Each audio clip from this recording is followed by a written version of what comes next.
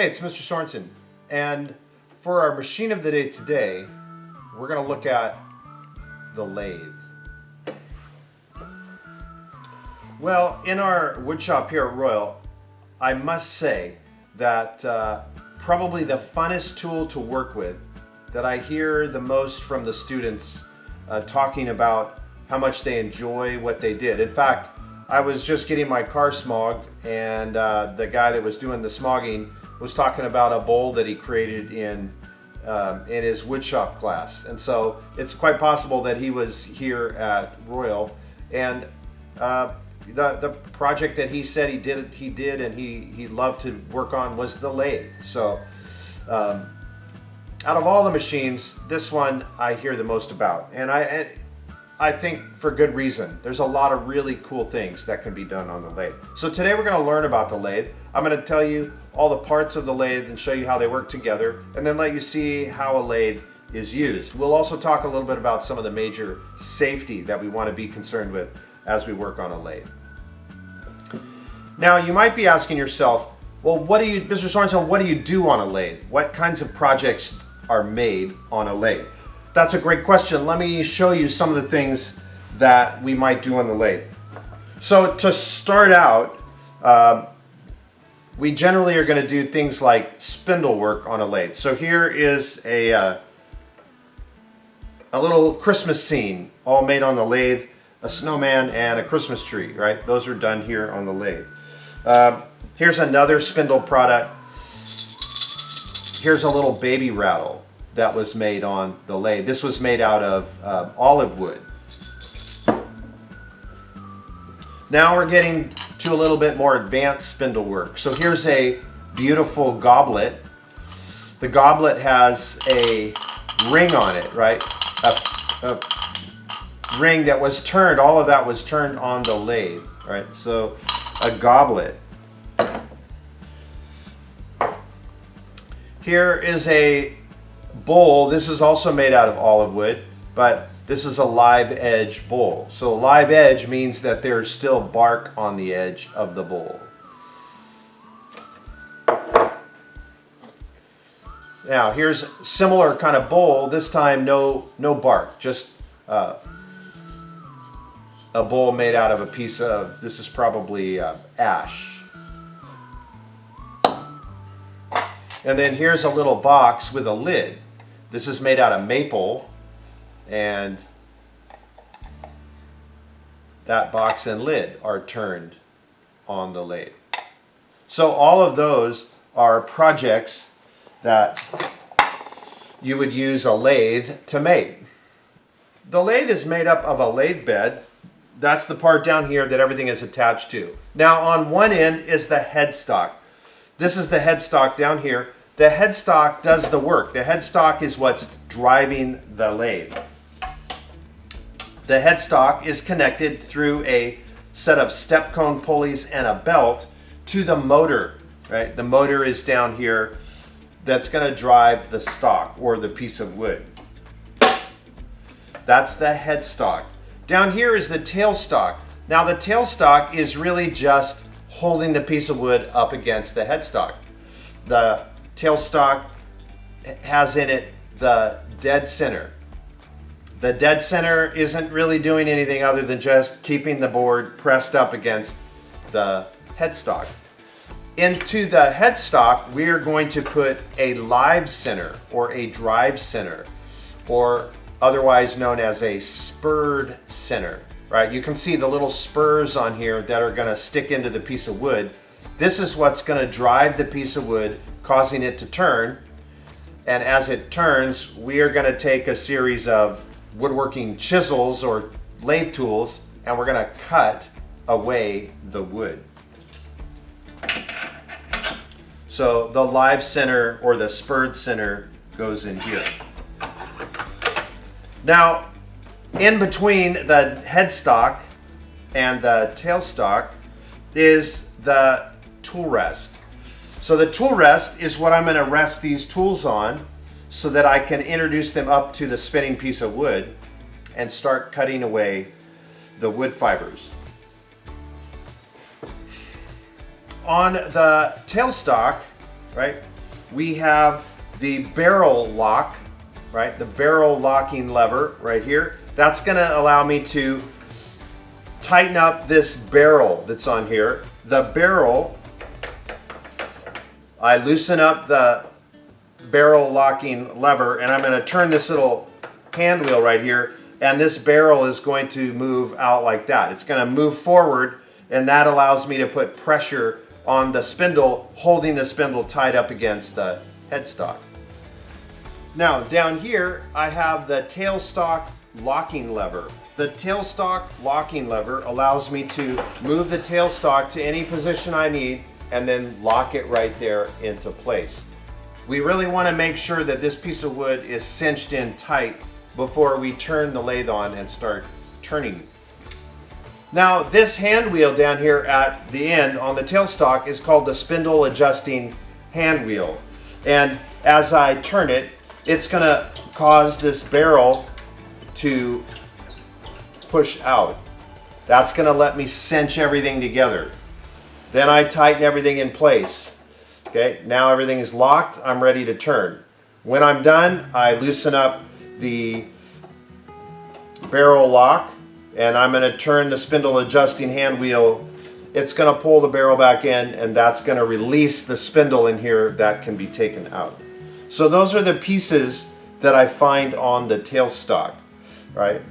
The tailstock locking lever, the spindle adjustment hand wheel, and the barrel lock or the barrel locking lever. Now the tailstock is primarily used for spindle turning. A spindle turning is like a candlestick. So here's an example of a spindle, the snowman. And I put the tailstock here and the headstock there, and that's a spindle. The piece of wood, the piece of stock, is held on both ends by the lathe. A faceplate, on the other hand, turning a bowl, I'm going to attach something called a faceplate. Here's a faceplate. I'm going to screw the faceplate onto one end of the item.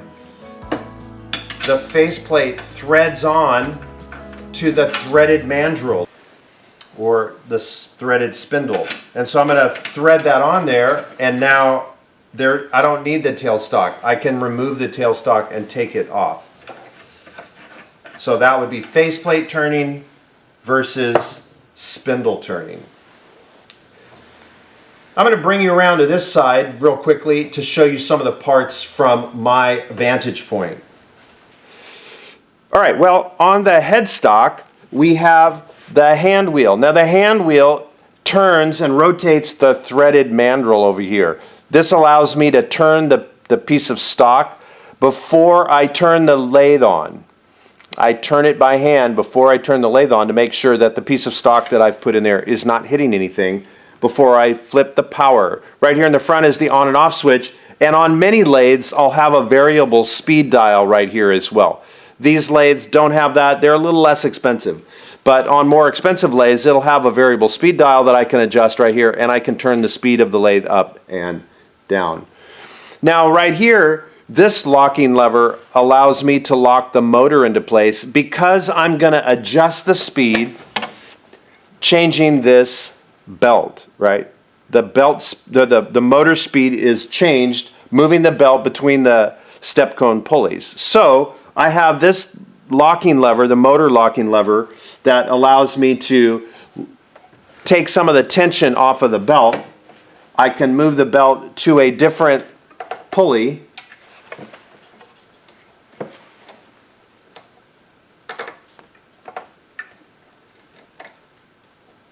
And then I put the tension back on the belt, lock that lever, and I'm in business. I'm ready to turn the lathe back on at a new speed. So that's how I'm going to change the variable speed of this lathe. So we have that locking lever right here as well, the motor locking lever. On and off switch, step cone pulleys and belt, and the hand wheel. Also easy to see from the front is the tool rest. Now the tool rest is this piece right here, this T-bar. This piece right here that's holding the tool rest is the T-bar up here, the part shaped in the T, that's the tool rest. The tool rest is held by what's called a banjo. Now, I've mentioned this before. Different manufacturers or even different parts of the country, you'll hear a certain tool called something else. This piece right here is also referred to as the saddle. So banjo, saddle, there could be other names. None of them are wrong. It just kind of depends on who you're talking to and how they've learned the parts of the lathe. So this is the saddle lock, and the saddle lock is going to allow me to move the tool rest to the right position. The tool rest has to be just in the right spot so I can use it safely. And then I'm gonna lock the saddle lock right there. I can also loosen up the tool rest locking lever, which is over here on the side of the saddle, and that allows me to raise the tool rest up and down. Again, on a lathe, the tool rest position is critical for having success and not getting hurt. Well, that's all the parts of the lathe. There's quite a few of them. There's quite a bit to set up here. So now let me walk you through the process of using the lathe and what that would look like for me to use that safely. So when I want to start working on a lathe, one of the first things I want to do is unplug it or turn the breaker off. I never want to work on the lathe, get my hands around all these moving parts without first unplugging the lathe. So I'm going to use the lathe here, and to do that I'm going to turn a spindle for you. A spindle is when I hold on to a board from both ends. I'm going to use both the headstock and the tailstock. So let me show you how I'm going to do this and how I do it safely. First of all, when I use a lathe, number one safety rule is I need my safety glasses on. In fact, in many cases, I don't even want to just use a pair of safety glasses on a lathe. I want to have a face mask on. I either need a spindle guard, which is a big, heavy 1/4 inch acrylic plastic guard that mounts on a big lathe, or I want to put a face shield on so that I make sure that if the piece of wood comes off of that lathe, it's not going to do damage to my face. So safety glasses are not enough most of the time on a lathe. I need a face shield or a spindle guard. Second safety issue that's really paramount on a lathe is long hair. I need to make sure my long hair has been addressed so that it cannot possibly get into the lathe. Lots of injuries occur because long, baggy, dangly stuff ends up getting caught in a spinning project and it pulls me in or yanks the hair out of my head. So long hair is a problem. I have to address that. Somehow, whether it's through a scrunchie or through a hair net, I have to put that hair back so there's no possible way it could end up in this project spinning on the lathe.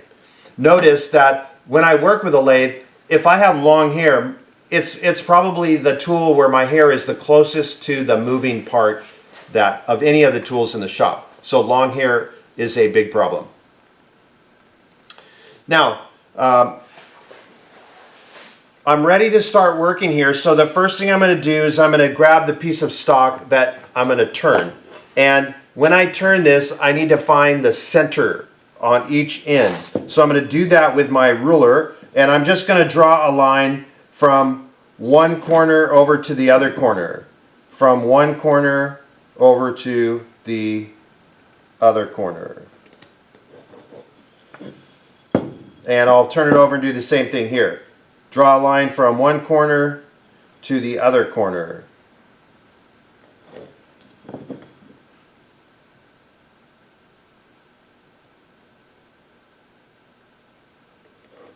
Now there's a tiny bit of forgiveness here, so if it's not perfect, I'm probably okay. Next thing I'm going to do, I want to put a little hole in the end, right where I marked it. So I'm going to take my scratch awl and my mallet. Those are tools that we learned about last semester, and I'm going to tap a hole in there. Now the point where I wanted the hole was sitting on the lathe wood.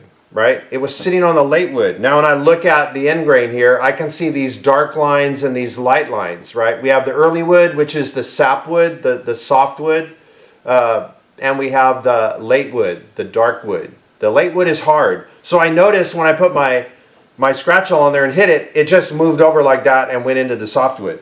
So I'm not on the point where I wanted to be, but it's going to be difficult to get it in there.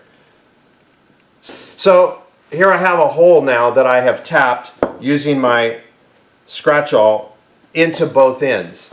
I'm going to bring that over and I'm going to pick up my spur center or my live center, and I'm going to choose one of the ends and I'm going to drive that spur center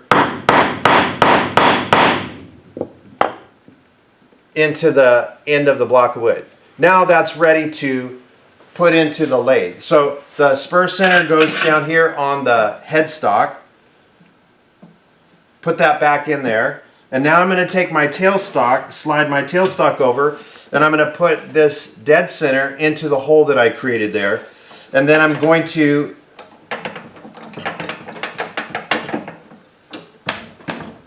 lock that tailstock into place so it cannot move.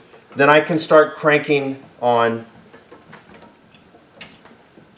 the spindle adjustment hand wheel. Right, and I want to just bring those two ends together and cinch them up on that block of wood so that block of wood is not going anywhere. Then I will lock up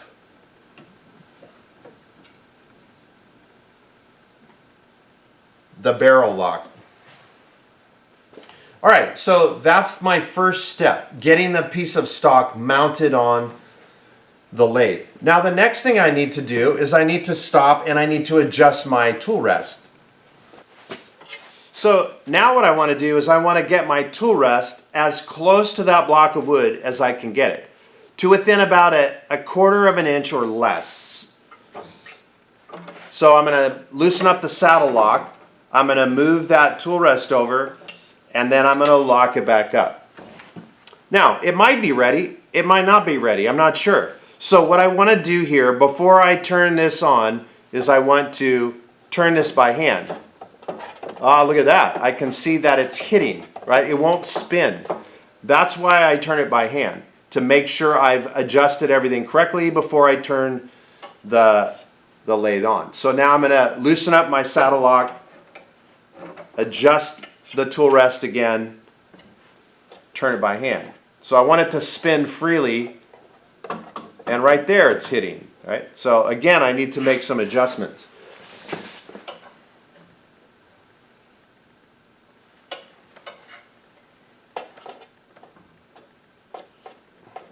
So right here now, on where I have it set, everything's tight, and when I spin it, it's about 1/8 of an inch away from the block of wood. The tool rest is in a good spot, it's at a good height. Everything has been locked down. So now I think I'm ready to actually turn the lathe on.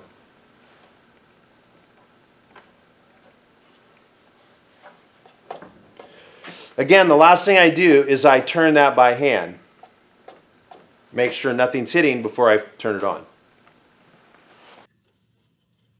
All right, well I have my block of wood locked onto the lathe, and I have my tool rest set a quarter inch or less from the block of wood, and that's all tightened into place, ready to go. However, I want to pause right here and mention another safety rule to you, and that is, as I turn this down into my product, I need to constantly stop, check to see where the tool rest is, and readjust the tool rest forward back to within a quarter of an inch of the piece of wood. Remember, as I start turning this piece of wood into a circle, it's going to get smaller.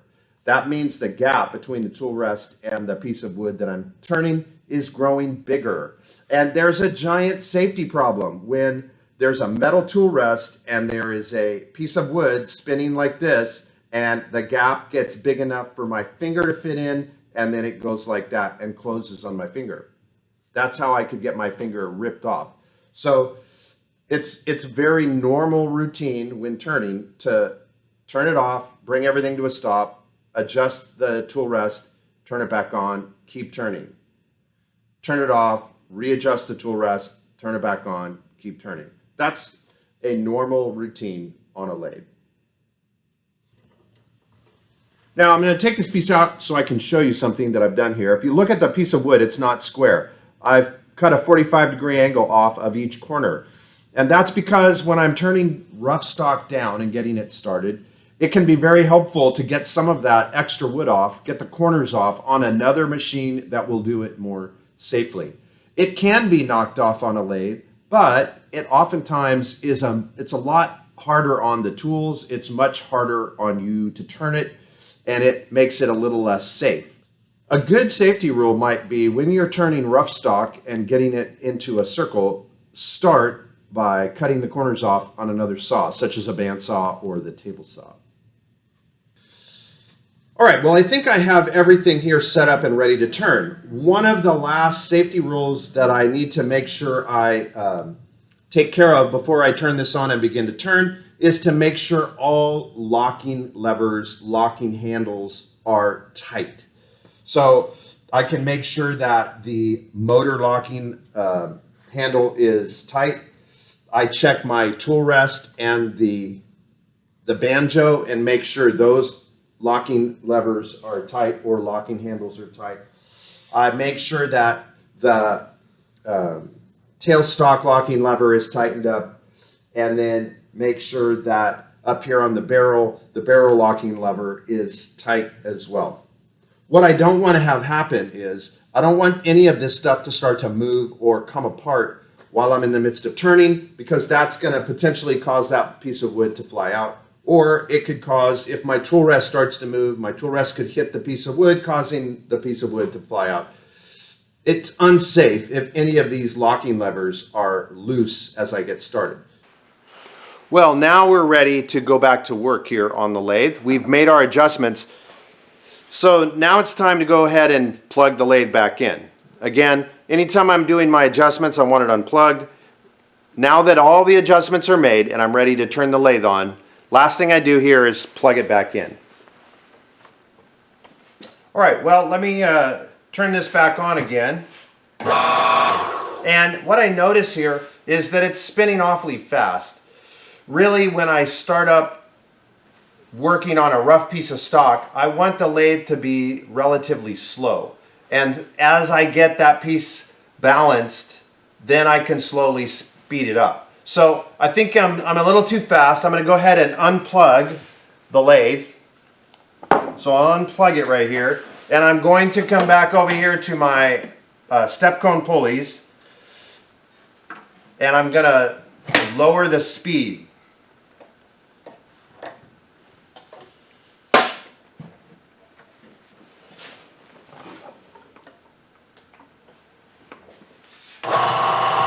All right, that looks a little bit better. So I think I'm good. Everything's ready to go.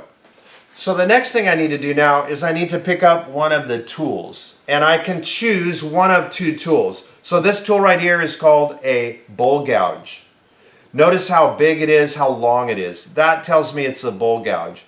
But I always want to start roughing out a piece of stock with either a bowl gouge or this one right here. Notice how big the steel is on the end of this gouge. This is a roughing gouge. Roughing out stock on a lathe is very hard on the tools. And if I use small, thin, tiny little wispy tools, I can break them apart, bend them, create all sorts of safety hazards and problems. So I'm going to choose one of these two to work with.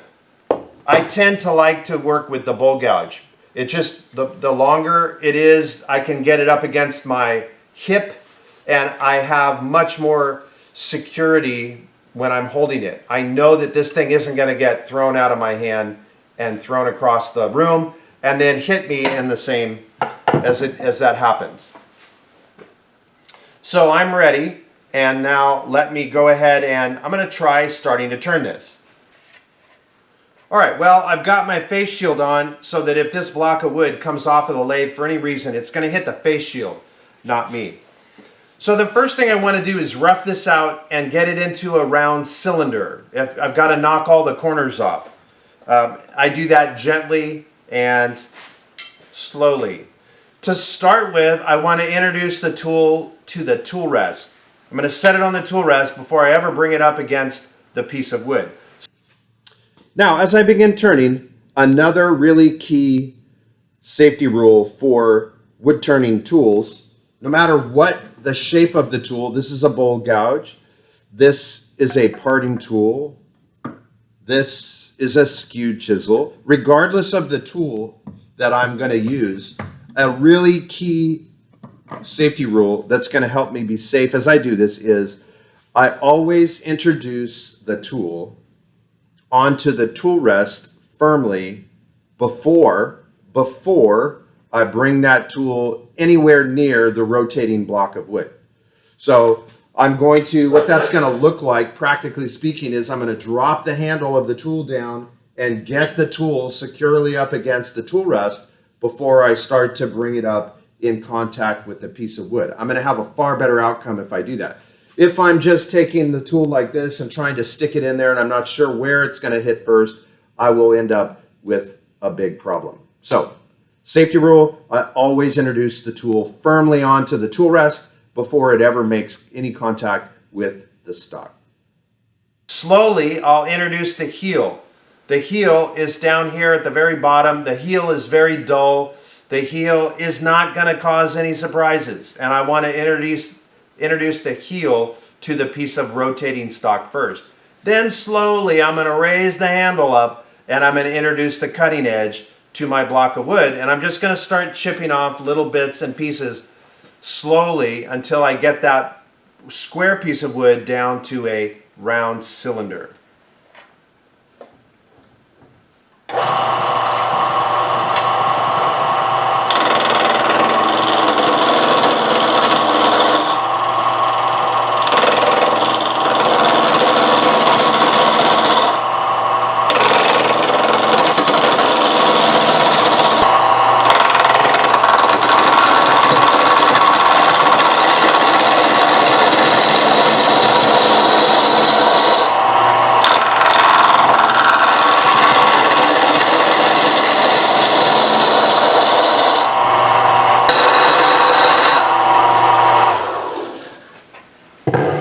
All right, well, you can see I'm making some progress.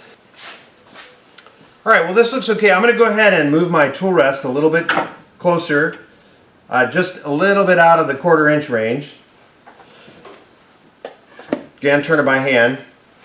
And I'm going to start to work on my snowman.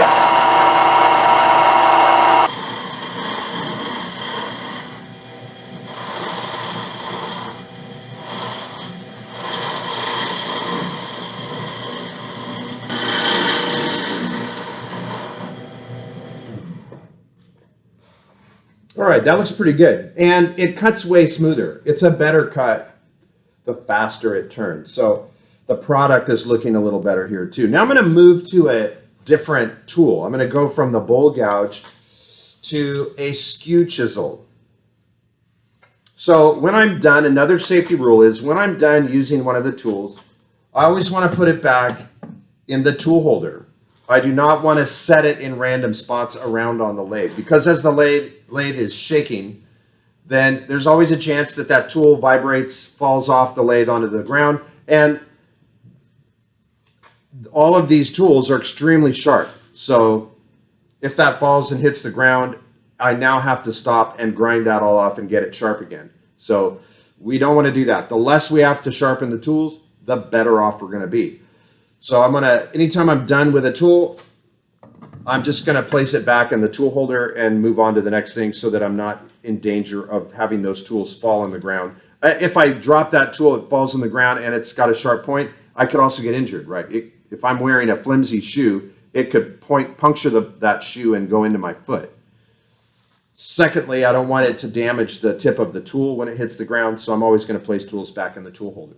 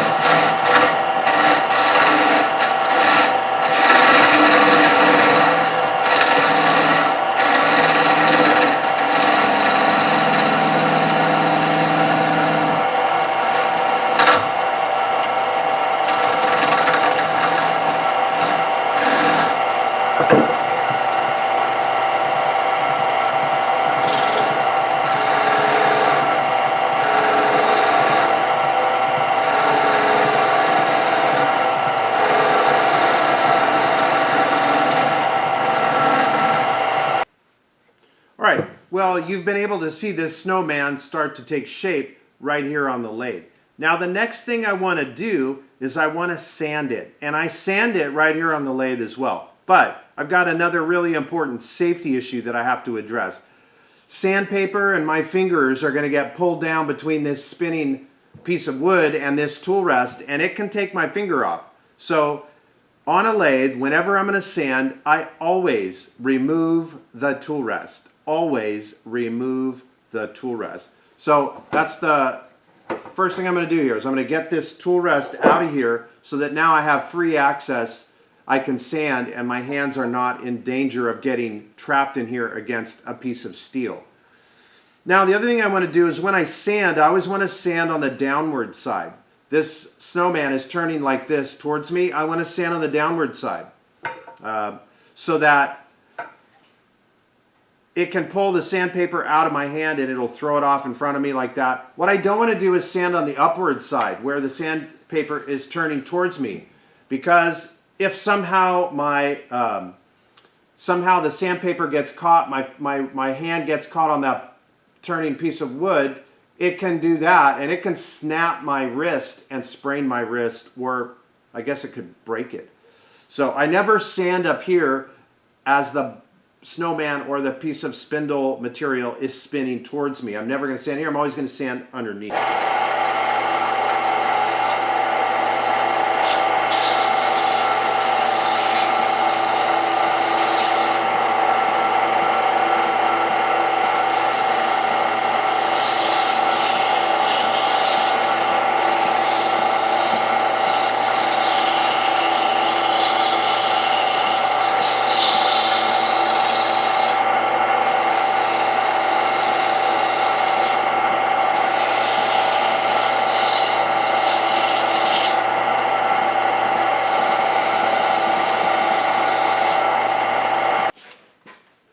So as I get this guy sanded, I remember one of the things I want to do is speed up the lathe, because now at this point it's going to go a lot faster if this lathe spins faster.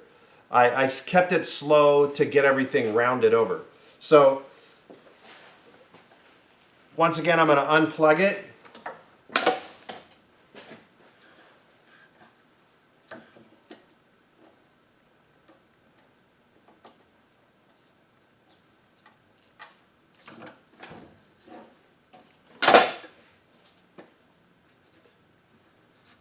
I'm going to move the step cone pulley, the belt over on the step cone pulleys, plug it back in.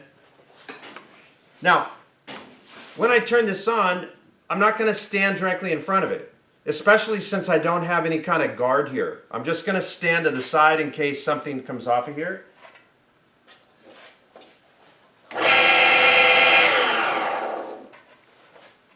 Woo, that's going fast. So that's going to sand a lot better. But I want to be careful. That's a high speed. My hair gets caught in that, you know, boom, it's gone.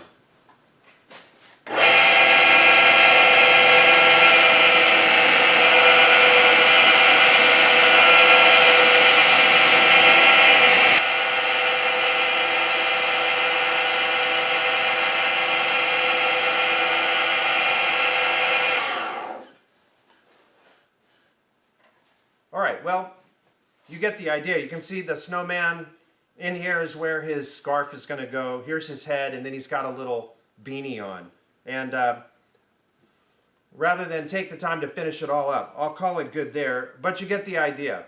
So you've seen how the lathe works. There's all the ins and outs of the lathe, how we would use it, and how quickly we can take a piece of square stock and turn it into a really cool project using the lathe. Well, I hope you've enjoyed getting to see this really neat machine today. Again, one of the funnest machines in the shop, and perhaps, hopefully, we'll get a chance to see you right here live in the wood shop some semester off in the future, where you can use the lathe to make a bunch of cool projects like a baby rattle, a goblet, or a really cool bowl for grandma or grandpa or mom and dad. All right, we'll see you next time. and our machine of the day.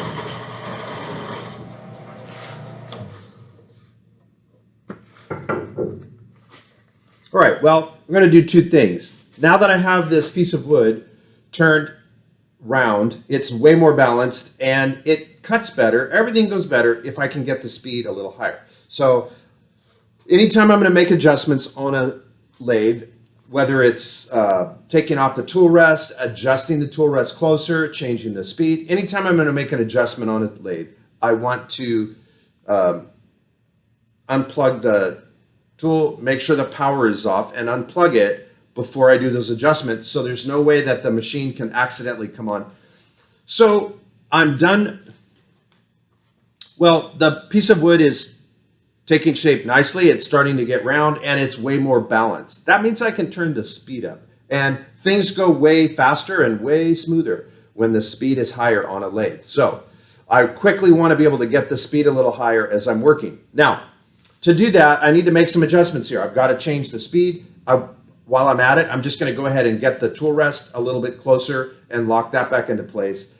When I make adjustments on a lathe, another safety rule is I always turn the machine off and unplug it. I should never be making adjustments while the machine is spinning. That's a great way to get badly hurt.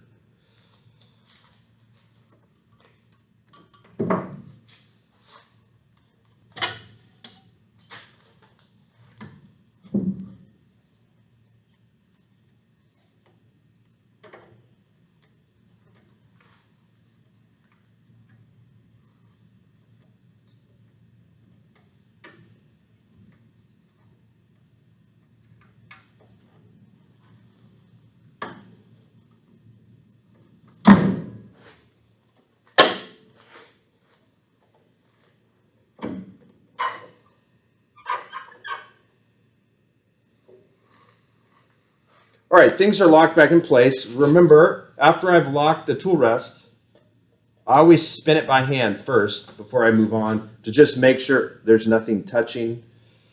Everything looks great. So I'm going to plug the machine back in and I'll continue turning.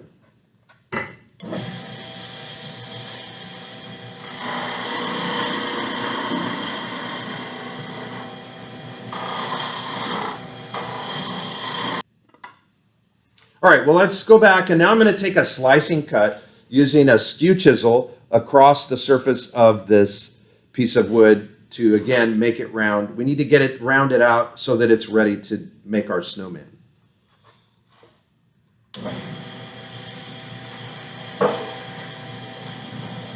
Once again, I need to firmly place the tool on the tool rest before it ever makes contact with the rotating stock.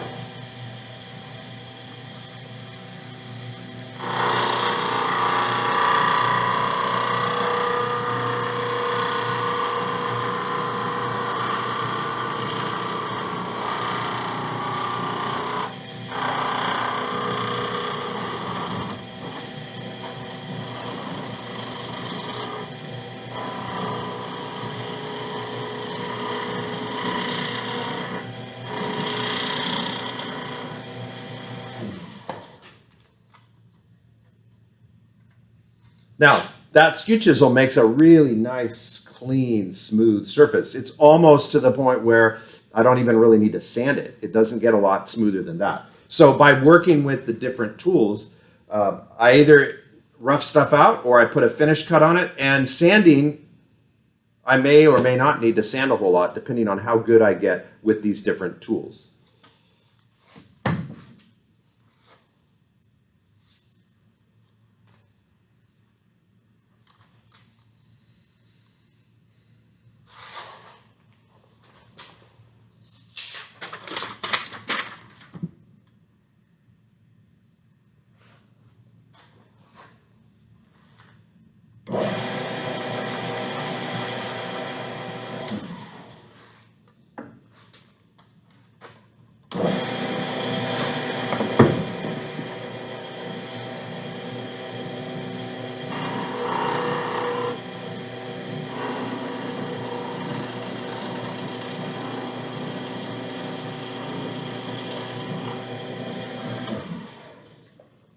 Now, another safety rule that I want to keep in mind is if for some reason my lathe ever started shaking violently, I want to stop that lathe immediately, get it turned off, bring it to a stop, and fix the problem, whatever that is. There are a number of different potential problems that could be taking place. One of those problems is if a piece of wood that's mounted to the lathe starts to become loose, that because it's now able to shake around, that's going to start the lathe vibrating or shaking violently.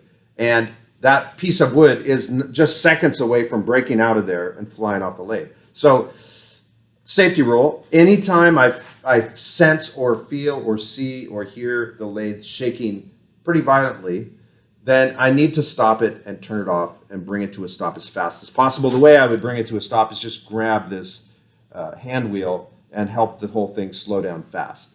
And then that allows me to fix my problem and get things tightened back up. It's possible that a faceplate, the screws are working their way out of a faceplate, and so I can get that all put back together.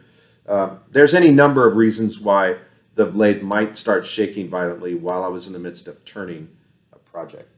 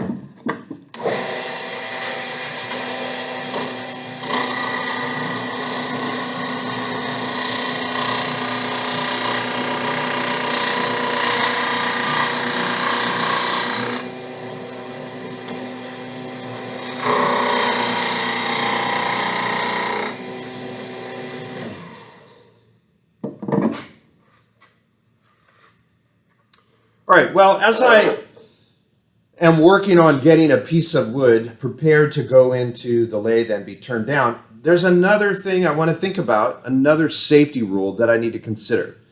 And that is, I need to consider how the piece of wood is mounted and fastened to the leg.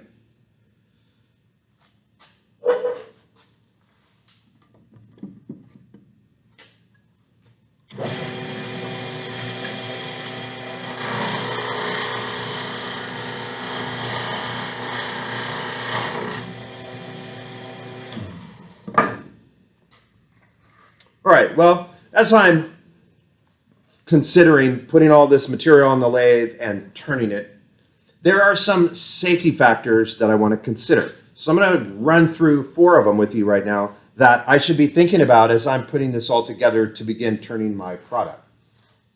And let me show you some examples of that. First of all, I want to be considering the lathe speed, and we already looked at that here. That's a factor that has to be considered. Specifically, based on the condition of the piece of material that I'm starting to work with. Here's a good example of that. In this case, we have a bowl that's going to be put on a faceplate and put onto the lathe and turned down. What condition is this bowl in? This is in a rough condition. Whenever I turn stuff that's rough on a lathe, this speed's got to be low. So a safety factor that I consider, one of the 4, is make sure the speed is set correctly for whatever it is you're working on. Number 2, the glue and glue joints. So this is a very good example of a giant problem, because this is a bowl that one of the students made from this semester that was, I found it back on the glue clamp in the back. But when I took it out of the glue clamp and looked at it, what I noticed was that it hadn't been glued very well. So I started to pull on the rings and I noticed, oh, look at that. The 3rd ring is not glued to the 4th ring. Now, if we put that on the lathe and turned it on at a high speed, those 2 rings are probably going to burst apart.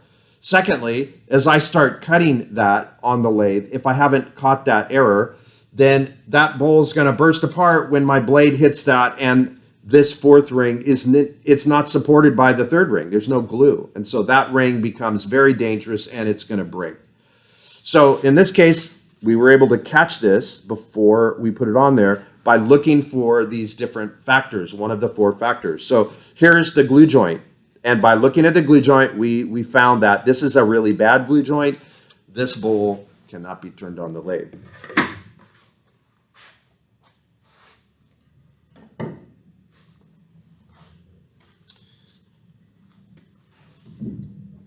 Now, another one of the factors that I want to consider is how is the piece of wood mounted to the lathe. So in this case, if I was going to turn a bowl, it would have to do with the faceplate being attached. And I might look at such factors as, are all the screws in there? Are the screws all the way in? Can I see that the faceplate sits flat on the mounting block, or does the faceplate sit at an angle? That's not going to work. The faceplate has to be attached correctly. I would want to look and see, is the faceplate centered? So how the stock has been attached or mounted to the lathe is also a factor. Now, in the case of a spindle, I want to look here. As I get ready to start, I want to make sure that all of my locking levers have been put together and locked down. I want to see that the teeth on the drive center or the live center are fully engaged in the block of wood, so it's holding it. So how the block of wood is mounted to the lathe is another one of the 4 factors. And the final factor would be the 4th and final factor is the type of wood and the condition that it's in. So I can work and turn almost any type of wood, but I do want to look at it. So here's a piece of apricot wood that came from a tree in my backyard. And apricot is a beautiful wood to turn. But I also need to think about what condition is it in. This piece of wood has been sitting for a long, long time. And if I look closely at the end, I can see a lot of checks and cracks in this board. And if I try to mount it on there and there's a big crack in there, sometimes I may not even be able to see it, but it's there. And I start turning this, it's very likely that things could come apart. So I'm going to take the piece of wood that I want to mount to the lathe to turn, and I'm going to look at it. When I look at this piece, everywhere I look, I see loads and loads of cracks. And so the other thing I would notice on this apricot wood that I brought in is that in some of the pieces, there are loads and loads of holes, right, left by termites. So I would look at that piece and I would decide, you know what, this is just not going to be safe to mount to the lathe. I need to go find a different piece that's in better condition so that when I do mount it to the lathe, I don't run into safety problems because of that piece of wood and the condition that it's in. Right? This is another example of the condition. Yes, it's a glue joint, but what is the condition of this bowl? Is the bowl in good condition? No. So because of that, we're going to set it aside and not turn it on the lathe. So those are the 4 factors that we want to be considering. Anytime I go to work on a lathe, I want to consider these 4 things as I'm preparing to do that. The speed, is the speed set correctly? Is the glue joint done well? Is the piece of wood, whether it's a spindle or a bowl or faceplate turning, mounted correctly? And then finally, what type of wood am I using and what condition is it in? Is it in a good enough condition that I can actually put it on here and turn it safely?